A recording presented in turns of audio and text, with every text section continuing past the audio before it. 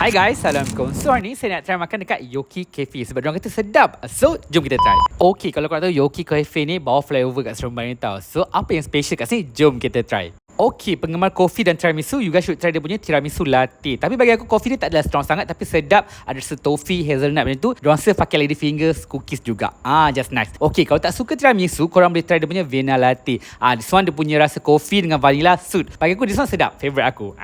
Okay, kalau tak suka kopi, korang boleh try Verona chocolate dia. Sangat chocolatey, sangat rich, sangat creamy. Memang sedap tapi I prefer vanilla lah kalau saya lah. Okay, next kita try punya Mongolian lamb grill. Ni kira signature menu dekat sini juga tau. Tender je lamb tu, marination dia superb, sedap. Dia datang sekali dengan corn rib dan mashed potato. Tengok, tender betul kan? Sedap, you guys should try. Memang highly recommended. Okay, untuk penggemar pesto, you guys should try smoke dark pesto dia.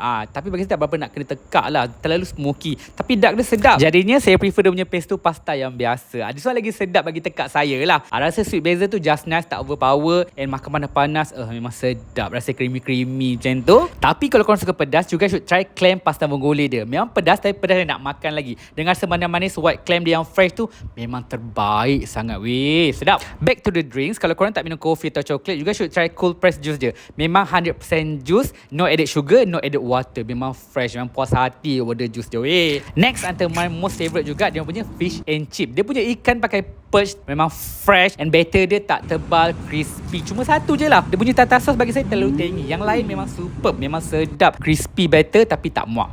Okay, next saya cuba dia punya lamb Mexicana beef. Pasta ni pedas-pedas dan masam tau, tapi ada edamame dalam tu, so tambah texture. And beef dia tak kedekut, memang melimpah ruah. Memang sedap, masam-masam, tak muak. Portion besar, korang boleh share. Kalau just nak lepak-lepak, saya suggest super snack pattern ni. Ada fry, tot dengan onion ring. Sedap je lah sambil kopi borak-borak tu kan. And untuk penutup, saya order dia punya Yoki tiramisu. Tiramisu dia nice lah, just nice for me lah.